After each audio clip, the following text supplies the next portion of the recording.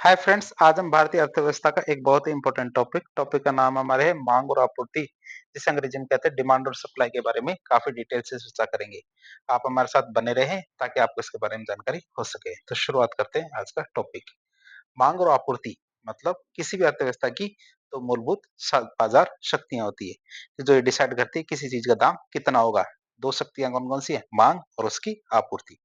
आदर्श रूप से देखें तो दोनों का क्या है, संतुलन बिंदु पर समान होना चाहिए। वह जितनी मांग हो उतनी आपूर्ति हो जाए, लेकिन व्यवहारिक रूप से हमेशा संतुलन में नहीं होती। चित्र में भी आप देख सकते हैं कि जैसे ये सप्लाई है और ये मांग है, तो दोनों क्या है, एक फिक्स बिंदु जिसे क्यू ई बिंदु कहते हैं उस पे होना चाहिए, लेकिन ऐसा नॉर्मली नहीं होता।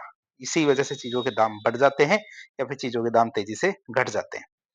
इसी वजह से क्या असंतुलन की स्थितियां होती है। अब बात करें असंतुलन की परिस्थितियां और प्रभाव। मांग और आपूर्ति के बीच में असंतुलन होने से अर्थव्यवस्था में दो मुख्य परिस्थितियां बनती है, जिनका क्या व्यापक आर्थिक प्रभाव पड़ता है। अब बात करें इनके क्या क्या आर्थिक प्रभाव पड़ते हैं। पहली परिस्थिति आती है जैसे मांग ज्यादा हो और आपूर्ति कम हो। क्या मांग ज्यादा हो और आपूर्ति कम हो, ऐसी परिस्थिति में क्या होता है, मांग अधिक की आर्थिक स्थिति होती है, मतलब डिमांड सरप्लस या मुद्रास्फीति की परिस्थिति होती है, मतलब चीजों के दाम बढ़ने लगते हैं। प्रभाव की बात करें, प्रभाव की श्रृंखला क्या होती है? इससे कीमतें बढ़ती है। कीमतें बढ़ने से क्या होता है, विक्रेता या उत्पादक को लाभ होता है। अब उस लाभ को वो क्या करेगा, निवेश करता है, बाजार में निवेश करता है, जिससे निवेश बढ़ता है। निवेश बढ़ने से बाजार के अंदर रोजगार बढ़ता है। रोजगार बढ़ने से नियमित आय से क्या है? रोजगार बढ़ेगा, रोजगार बढ़ने से नियमित आय होगी और नियमित आय से क्या, जीवन स्तर बढ़ता है। अब उल्टा हो जाए, आपूर्ति ज्यादा हो जाए मांग की बजाय, तो इसे आपूर्ति अधिक के ये सप्लाई सरप्लस कहेंगे। ऐसी स्थिति में क्या होता है, मंदी आ जाती है। क्यों? क्योंकि चीजें खरीदने के लिए लोग ही नहीं है, आपूर्ति ज्यादा है, मार्केट में चीजें बहुत ज्यादा हो गई है, मतलब इससे कीमतें कम होने लगती है। कीमतें कम होने लगती है तो लोग क्या होते हैं, खरीदना कम करना लगते हैं, जिससे मंदी आती है। मंदी आने से क्या होता है, विक्रेता या उत्पादक को हानि होने लगती है। अब जो विक्रेता या उत्पादक को हानि होगी तो वह बाजार के अंदर निवेश कम करेगा, रोजगार घटेगा और आय की कमी से क्या होता है, जीवन स्तर घटता है। तो दोनों प्रभाव हमने देख लिए कि जब मांग ज्यादा हो तो दूसरी स्थिति में हमने आपूर्ति ज्यादा करके देख लिया। अब हम देखेंगे तरलता और नीति की भूमिका। सबसे पहले मांग का संबंध देखें, तो मांग का संबंध सीधा पैसों या फिर क्रय शक्ति से होता है। मांग का संबंध क्या होता है, सीधा पैसे से या फिर क्रय शक्ति से होता है। बाजार में पैसों की अधिकता को तरलता की अधिकता कहा जाता है। आप इसे याद रखेंगे, तरलता की अधिकता का मतलब पैसों की अधिकता है। आपूर्ति के संबंध की बात करें तो आपूर्ति का संबंध उत्पादन और रोजगार से होता है, इसलिए इसे बढ़ाने का हमेशा प्रयास किया जाता है। आप इसे याद रखेंगे, मांग का संबंध तो हमारे पैसे या फिर क्रय शक्ति से होता है, जबकि आपूर्ति का संबंध हमारे उत्पादन या रोजगार से होता है। अब हम बात करेंगे नीतिगत हस्तक्षेप की। तो महंगाई नियंत्रण की बात करें तो तरलता या मांग को नियंत्रित करने के लिए आरबीआई के द्वारा मौद्रिक नीति का प्रयोग किया जाता है। आरबीआई कौन सी नीति का? मौद्रिक नीति का प्रयोग करती है। मंदी नियंत्रण की बात करें तो मंदी की स्थिति मतलब मांग कम हो, तो इसमें क्या सरकार महत्वपूर्ण हो जाती है। सरकार अपने खर्चे को बढ़ा करके बाजार में मांग को सर्जित कर सकती है। इसके लिए सरकार क्या करती है, फिस्कल पॉलिसी या राजकोषीय नीति का प्रयोग करती है। अब हम देखेंगे मांग की परिभाषा और मांग से संबंधित कौन कौन से कारक है। सबसे पहले हम मांग की परिभाषा देखते हैं। तो मांग की क्या परिभाषा है? मांग किसी वस्तु या सेवा की वह मात्रा होती है जिसे कोई उपभोक्ता एक निश्चित कीमत पर, एक निश्चित समय पर और उसे खरीदने की इच्छा या तथा क्रय शक्ति के साथ खरीदने के लिए तैयार हो जाता है, वही उसकी मांग कहलाता है। मांग क्या होती है? एक निश्चित कीमत, निश्चित समय और उस खरीदने की इच्छा और क्रय शक्ति दोनों चीजें होनी चाहिए, परचेजिंग पावर भी होनी चाहिए। तो जब खरीदने के लिए तैयार हो जाता है, इसका मतलब उस चीज की मांग है। अब हम देखेंगे मांग को प्रभावित करने वाले कौन-कौन से कारक है। तो मांग को प्रभावित करने वाले कारकों की बात करें, तो मांग को कई कारक प्रभावित करते हैं, जिनमें से कौन-कौन से? सबसे महत्वपूर्ण कीमत और आय होती है। पहला देखते हैं वस्तु और सेवा की कीमत। कीमत की बात करें तो ये मांग का सबसे महत्वपूर्ण निर्धारक होता है। कीमत ज्यादा होगी तो उसकी मांग कम हो जाएगी। तो इसका मतलब इनका विपरीत संबंध है, कीमत ज्यादा तो मांग कम। व्यक्ति की आय की बात करें, आय ज्यादा है तो मांग कम हो जाएगी, इसका वो मांग घट जाएगी, इसका सीधा संबंध होता है। आय ज्यादा होगी तो उसकी मांग घट जाएगी। उपभोक्ता उच्च गुणवत्ता वाली वस्तुएं खरीदने लगता है। क्यों? क्योंकि उसकी मांग घट जाएगी, जो चीजें वह नॉर्मली खरीदता था तो वह क्या, उच्च गुणवत्ता वाली वस्तुओं को खरीदना शुरू कर देगा। जनसंख्या की बात करें, जैसे जैसे जनसंख्या बढ़ेगी मांग बढ़ती जाएगी, जैसे जैसे जनसंख्या बढ़ेगी मांग बढ़ती जाएगी। ये भी एक तरह का सीधा संबंध है। फिर उपभोक्ता की पसंद और रुचि की बात करें, तो टेस्ट और प्रेफ़रेंस की बात करें, तो फैशन या रुचि के बदलाव माँग को सीधे प्रभावित करते हैं कि जैसे-जैसे पैसा बढ़ता है, लोगों के पास उसकी पसंद और रुचि भी बदलने लगती है। तो ये बदलाव है ना, माँग को सीधे रूप से प्रभावित करता है। ज़्यादा पैसे तो ज़्यादा माँग। फिर बात करें भविष्य की कीमतों की अपेक्षा, यदि भविष्य में कीमतें बढ़ने वाली है, तो माँग बढ़ जाएगी। चीज़ें आप रखना शुरू कर दोगे, क्यों? क्योंकि ये सोचोगे भविष्य में इसके दाम बढ़ेंगे, तो इसको अभी खरीद लेते हैं, क्यों? क्योंकि ये अभी सस्ता है। फिर सरकारी नीतियों की बात करें गवर्नमेंट पॉलिसी की, तो सब्सिडी देने से माँग बढ़ती है, जबकि कर लगाने से माँग घटती है। क्या? सब्सिडी देने से माँग बढ़ती है, जबकि कर लगाने से माँग घटती है।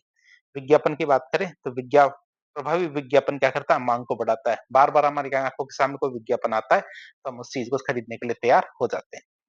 कई रिलेटेड गुड्स होते हैं, मतलब कभी भी जैसे आप मोबाइल खरीदेंगे, तो आपको उसके साथ चार्जर भी खरीदना पड़ेगा। क्यों? क्योंकि ये रिलेटेड गुड्स होते हैं। अब संबंधित वस्तुएँ ये रिलेटेड गुड्स 2 तरह के होते हैं। एक तो हमारे कॉम्प्लीमेंट्री गुड्स होते हैं, एक सब्स्टिट्यूट गुड्स। कॉम्प्लीमेंट्री गुड्स की बात करें जिनको पूरक वस्तुएँ कहा जाता है, जैसे मोबाइल और चार्जर। कार खरीदोगे तो पेट्रोल भी खरीदना पड़ेगा।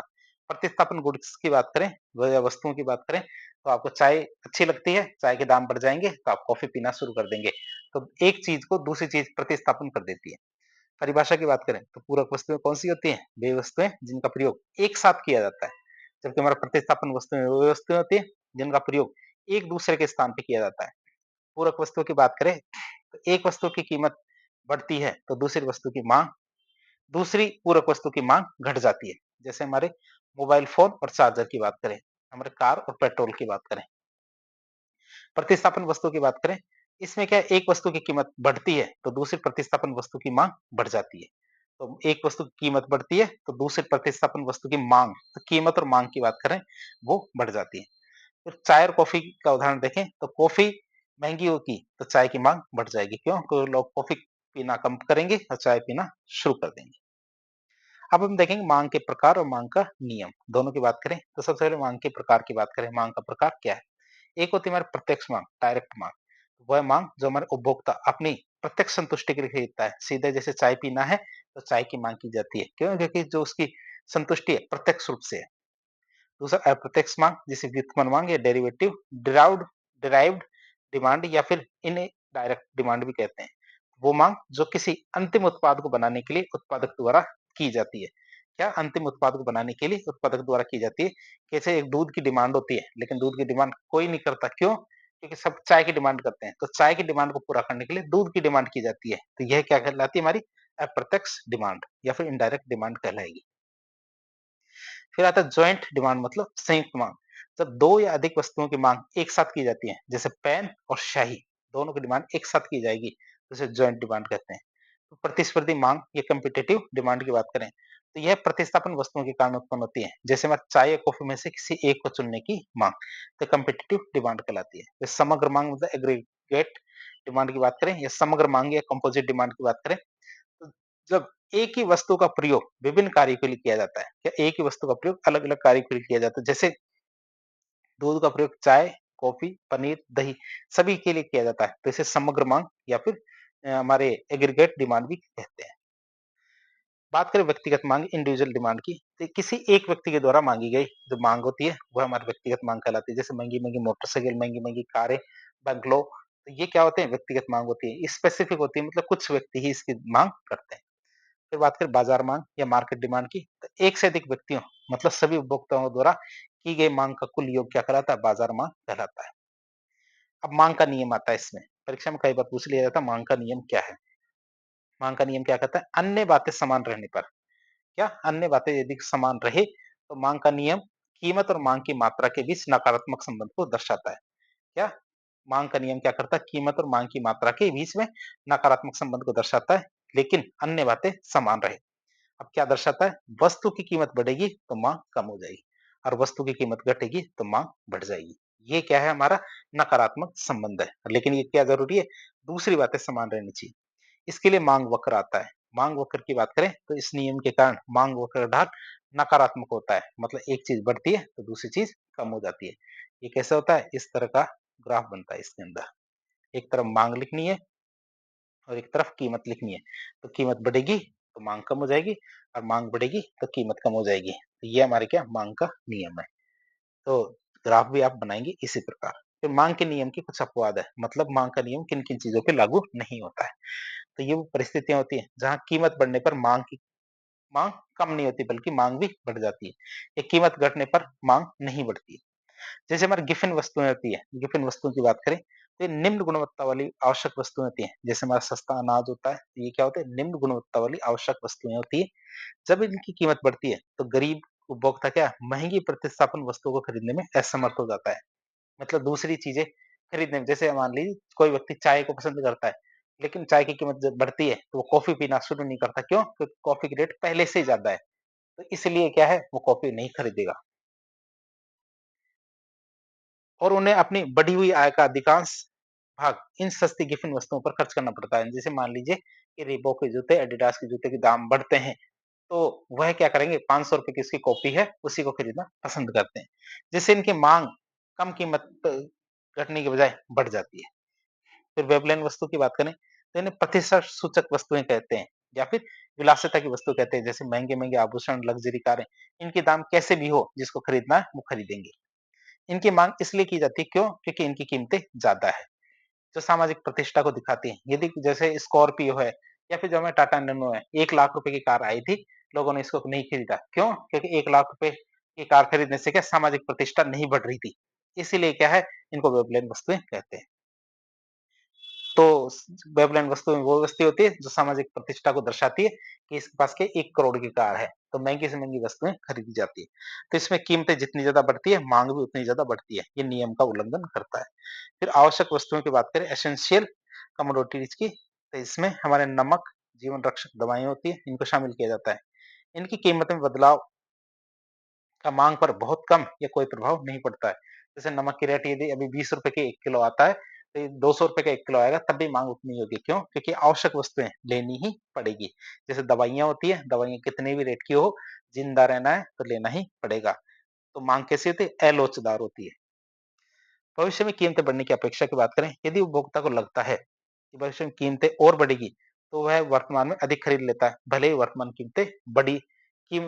कीमत बढ़ी गई हो, लेकिन फिर भी वो खरीद लेगा। तो फैशन की वस्तुओं की बात करें, तो फैशन में होने पर माँग अधिक होती है और फैशन से बाहर होने पर कीमत कितनी कम हो जाए, अ,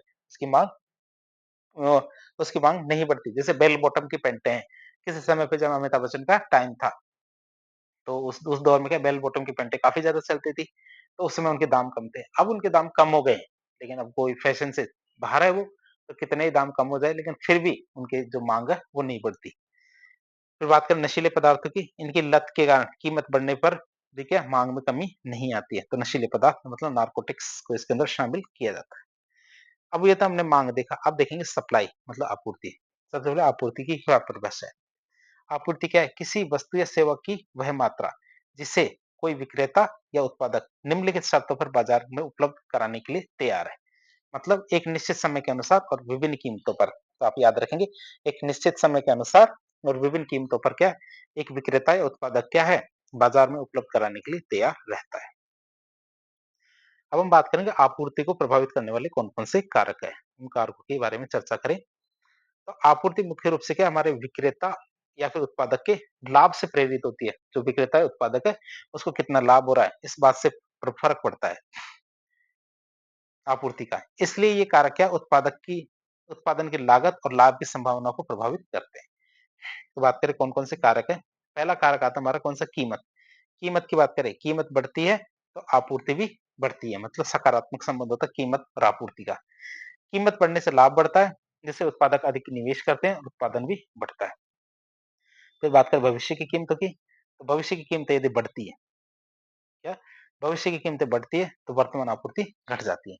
उत्पादक है अधिक लाभ कमाने के लिए वर्तमान में माल को थोक देते बनाना, क्यों? क्योंकि वो भी चाहते हैं कीमतें बढ़ेगी तब बेचेंगे। फिर उत्पादन की लागत या कॉस्ट ऑफ प्रोडक्शन की बात करें, लागत ज्यादा आती है तो आपूर्ति कम हो जाती है।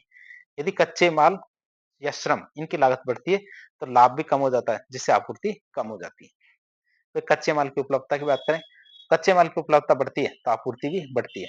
कच्चा माल आसानी से उपलब्ध होने से क्या होता है, उत्पादन बढ़ाना आसान हो जाता है। परिवहन के साधन की बात करें, तो परिवहन के साधनों का विकास ज्यादा होता है तो आपूर्ति भी तेजी से होती है। परिवहन विकसित होने पर उत्पादों को बाजार तक पहुंचाना सस्ता भी हो जाता है और आसान भी हो जाता है, जिससे आपूर्ति भी बढ़ती है।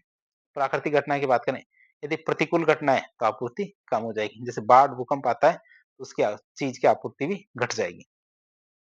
सूखा, बाढ़ जैसी चीजें क्या करती है, उत्पादन को बाधित करती है। जैसे मान लो कृषि उत्पादन या बहुत सारे ऐसे उत्पादन होते हैं जिनको कम करती है। वस्तु की प्रकृति की बात करें, जल्द खराब होने वाली वस्तु क्या करती है, आपूर्ति सीमित करती है। जैसे नाशवान वस्तुएं जैसे प्याज, वर्ष भर एक समान मात्रा में आपूर्ति नहीं की जा सकती, इसी वजह से आपूर्ति इनकी सीमित रहती है। तकनीक की बात करें, टेक्नोलॉजी की, तो तकनीक में सुधार बढ़ता है तो आपूर्ति भी बढ़ती है। मतलब बेहतर तकनीक से दक्षता बढ़ती है और लागत कम होती है और उत्पादन क्षमता बढ़ती है। सरकारी नीतियों की बात करें तो प्रतिबंधीय कार्य बढ़ते हैं तो आपूर्ति भी बढ़ती है। जैसे लॉकडाउन के अंदर आपूर्ति बढ़ गई थी, मतलब सब्सिडी बढ़ेगी तो आपूर्ति भी बढ़ेगी। तो ये हमने वो चीजें देखी जो आपूर्ति को प्रभावित करने वाले कौन कौन से कारक थे। अब हम देखेंगे आपूर्ति के प्रकार। आपूर्ति कितने प्रकार की होती है, टाइप्स ऑफ सप्लाई। पहली होती है बाजार आपूर्ति। बाजार आपूर्ति, मार्केट सप्लाई की बात करें तो दैनिक आपूर्ति जो तुरंत बाजार में उपलब्ध होती है। ये कैसी होती है, इसकी प्रकृति अल्पकालिक प्रकृति होती है। जैसे हमारी सब्जियां, दूध, मछलियां क्या होती है, दैनिक आपूर्ति होती है, जिन्हें मार्केट सप्लाई कहते हैं। दूसरा, अल्पकालिक आपूर्ति की बात करें तो वो आपूर्ति जिसमें उत्पादन को समायोजित करने में कम समय लगता है। क्या, वो आपूर्ति जिसमें उत्पादन को समायोजित करने में बहुत कम समय लगता है, जिसे अल्पकालिक आपूर्ति कहते हैं। दीर्घकालिक आपूर्ति क्या होती है, वह आपूर्ति जिसमें उत्पादन को समायोजित करने में अधिक समय लगता है। जैसे कोई नया कारखाना स्थापित किया जाता है तो हमारी दीर्घकालिक आपूर्ति होती है। तीसरा होती है चौथी होती है हमारी संयुक्त आपूर्ति, ज्वाइंट सप्लाई। जब एक उत्पाद के उत्पादन से सह उत्पाद भी उत्पन्न होते हैं जिनकी आपूर्ति एक साथ होती है। जैसे पेट्रोल के साथ डीजल, केरोसिन, इनकी आपूर्ति भी होती है। तो ये हमारे क्या होते हैं, संयुक्त आपूर्ति कहलाती है। समग्र आपूर्ति मतलब कंपोजिट सप्लाई की बात करें, जब किसी एक वस्तु की आपूर्ति विभिन्न स्रोतों या स्थानों से की जाए तो इसे हम समग्र आपूर्ति या कंपोजिट सप्लाई कहेंगे। तो हमारे बहुत सारे आपूर्ति के प्रकार हमने देख लिए। अब हम देखेंगे आपूर्ति का नियम, लॉ ऑफ सप्लाई की बात करें। नियम क्या कहते हैं, जब अन्य बातें समान रहे तो आपूर्ति का नियम क्या कहता है, कीमतों और आपूर्ति के बीच में सकारात्मक संबंध को दिखाता है। मतलब वस्तु की कीमत बढ़ती है तो आपूर्ति क्या है, बढ़ जाती है, और वस्तु की कीमत घटती है तो आपूर्ति घट जाती है। तो इसमें क्या है, ये गलत हो गया। सकारात्मक संबंध का मतलब ये, एक बढ़ेगा तो दूसरी भी बढ़ेगी, एक घटेगा तो दूसरी भी घटेगी। कीमत बढ़ेगी तो आपूर्ति बढ़ेगी, कीमत घटेगी तो आपूर्ति भी घटेगी। दृष्टिकोण की बात करें तो यह नियम क्या, विक्रेता और उत्पादक के दृष्टिकोण को दिखाता है। क्यों, क्योंकि उनका उद्देश्य लाभ को अधिकतम करना होता है। यदि आपसे एक ग्राफ पूछा जाए तो आपको ये वाला ग्राफ बनाना है। तो जैसे ये सीधी लाइन सप्लाई है वो बताना है। मांग की नियम इस तरह था, सप्लाई का नियम इस तरह है। बात करें आपूर्ति वक्र की, आपूर्ति वक्र क्या कहता है, इस नियम के कारण आपूर्ति वक्र का ढलान, ढाल क्या है, सकारात्मक होता है। तो आपूर्ति वक्र है, इसका ढाल कैसा होता है, सकारात्मक होता है। अब बात करें सभी चीजों पे आपूर्ति के नियम लागू नहीं होते हैं, तो आपूर्ति के नियम के अपवाद कौन कौन से हैं उसकी बात करें तो ये वो परिस्थितियां होती है जहां कीमत बढ़ने पर भी आपूर्ति नहीं बढ़ पाती, या कीमत कम होने पर भी आपूर्ति की जाती है। जैसे हमारे एकाधिकार या मोनोपोली की बात करें तो बाजार में केवल एक ही यदि विक्रेता है, एक ही विक्रेता होने पर वह अपने लाभ को अधिकतम करने के लिए कीमतें बढ़ने पर भी क्या, आपूर्ति को सीमित कर सकता है। तो प्राकृतिक परिस्थिति की बात करें, जो सूखा और बाढ़ जैसी जो प्रतिकूल प्राकृतिक घटनाएं होती है, सूखा या बाढ़ जैसी प्रतिकूल प्राकृतिक घटनाएं होती है, ये क्या करती है, उत्पादन को भौतिक रूप से रोकती है। इसलिए कीमत बढ़ने के बावजूद भी आपूर्ति नहीं बढ़ाई जा सकती। फिर सरकारी प्रतिबंध की बात करें तो कानूनी प्रतिबंध, जैसे किसी वस्तु पर प्रतिबंध के कारण क्या, कीमत बढ़ने पर भी आपूर्ति संभव नहीं होती। फिर प्रतिस्पर्धा या कंपटीशन की बात करें तो कड़ी प्रतिस्पर्धा के चलते कंपनियां क्या, बाजार हिस्सेदारी बनाए रखने के लिए कभी कभी कम कीमत पर भी अधिक वस्तुएं उपलब्ध करा देती है, ताकि वो बाजार में अपनी हिस्सेदारी को बना सके। फिर व्यवसाय में परिवर्तन की बात करें तो यदि कोई उत्पादक पुराना व्यवसाय छोड़कर अपना नया व्यवसाय अपना लेता है तो वह पुराने स्टॉक को कम कीमत पर भी तुरंत बेच देता है। तो ये वो परिस्थितियां थी जो हमारे मांग के नियम, वो आपूर्ति के नियम के विपरीत थी। अब हम देखेंगे मूल्य निर्धारण, उत्पादन के कारक। सबसे पहले मूल्य या कीमत का निर्धारण किस प्रकार किया जाता है उसकी बात करें। परिभाषा की बात करें तो मूल्य का निर्धारण कैसे होता है, वो बिंदु जिस पर हमारा मांग वक्र और आपूर्ति वक्र दोनों एक दूसरे काटते हैं, मतलब संतुलन मूल्य उसे कहते हैं। मतलब चीजें उसी दाम पर बिकेगी। इसका महत्व क्या होता है, ये वो कीमत होती है जिस पर क्या, हमारा उपभोक्ता जो मांग पक्ष है और विक्रेता मतलब उत्पादक पक्ष दोनों सहमत हो जाते हैं एक खरीदने के लिए और दूसरा बेचने के लिए, वही उस वस्तु की कीमत कहलाती है। फिर उत्पादन के कारक या लागतों की बात करें, तो उत्पादन के 4 मूल कारक होते हैं। कितने? 4 मूल कारक होते हैं और उनसे जुड़ी लागतों को साधन लागत मतलब फैक्टर कॉस्ट कहा जाता है। जैसे उत्पादन के कारक की बात करें, उत्पादन कारक कौन-कौन से होते हैं? भूमि, श्रम, पूंजी, उद्यमिता। क्या भूमि, श्रम, पूंजी और उद्यमिता की बात करें। अब इसकी लागत की बात करें तो भूमि पर क्या लगता है हमारा लागत के रूप में? किराया। श्रम की लागत मजदूरी होती है। हमारी पूंजी की लागत ब्याज होती है और उद्यमिता की लागत क्या होती है? लाभ। तो अगर साधन लागत करें तो साधन लागत में चारों को जोड़ेंगे, जैसे किराया, मजदूरी, ब्याज और लाभ। इन चारों को जोड़ेंगे तो हमारी साधन लागत या फैक्टर कॉस्ट निकल के आती है। ओवरऑल इस पे कितना खर्चा हुआ है। तीसरा होता है हमारा बाजार मूल्य। या तीसरा आता है हमारा बाजार मूल्य की बात करें तो मार्केट वैल्यू में से मार्केट वैल्यू को ही हम बाजार मूल्य कहते हैं। परिभाषा की बात करें तो वह अंतिम कीमत जिस पर क्या कोई वस्तु बाजार में वास्तविक रूप से बेची जाती है। वह अंतिम कीमत जिस पर का कोई वस्तु बाजार में वास्तविक रूप से बेची जाती है उसे बाजार मूल्य कहते हैं। अब बाजार मूल्य की गणना कैसे करते हैं? बाजार मूल्य में मतलब साधन लागत जो हमारे फैक्टर कॉस्ट थी और शुद्ध अप्रत्यक्ष कर इन दोनों को जोड़ देते हैं तो हमारा बाजार मूल्य निकल के आता है। और शुद्ध प्रत्यक्ष कर की बात करें तो इसमें अप्रत्यक्ष कर में से सब्सिडी को घटाना जरूरी है। ओवरऑल देखें तो मार्केट प्राइस मतलब बाजार मूल्य किसे कहते हैं? जो साधन लागत है उसमें क्या करेंगे? इनडायरेक्ट टैक्सेस को जोड़ देंगे और सब्सिडी को घटा देंगे तो हमारा बाजार मूल्य निकल के आएगा किसी भी वस्तु का। अब बात करेंगे हम आप इसके बारे में काफी ज्यादा सुना होगा अर्थव्यवस्था के कितने क्षेत्र होते हैं, ये भी इसी के अंदर देख लेते हैं। तो अर्थव्यवस्था की को गतिविधियों की प्रकृति के आधार पर 3 मुख्य क्षेत्रों में बाँटा जाता है। तो हम देख लें साथ के साथ, क्यों? क्योंकि बाद में पता नहीं कब मौका मिले। तो इसके 3 क्षेत्र हैं, प्राथमिक क्षेत्र, द्वितीय क्षेत्र और तृतीय क्षेत्र। प्राथमिक क्षेत्र की बात करें, तो इसमें कौन-सी गतिविधियाँ होती हैं? तो मुख्यतः इसमें प्रकृति से प्राप्त वस्तुएँ होती हैं और संसाधन, इनका उपयोग किया जाता है। इसीलिए इसे कृषि क्षेत्र भी कहते हैं। जैसे हमारा कृषि, पशुपालन, मछली पालन, वानिकी, खनन, इन क्षेत्रों को शामिल किया जाता है प्राथमिक क्षेत्र में। द्वितीय क्षेत्र की बात करें तो इसमें निर्माण और विनिर्माण जो मैन्युफैक्चरिंग उद्योग है इनको शामिल किया जाता है, इसीलिए इसे क्या कहते हैं? उद्योग क्षेत्र भी कहते हैं।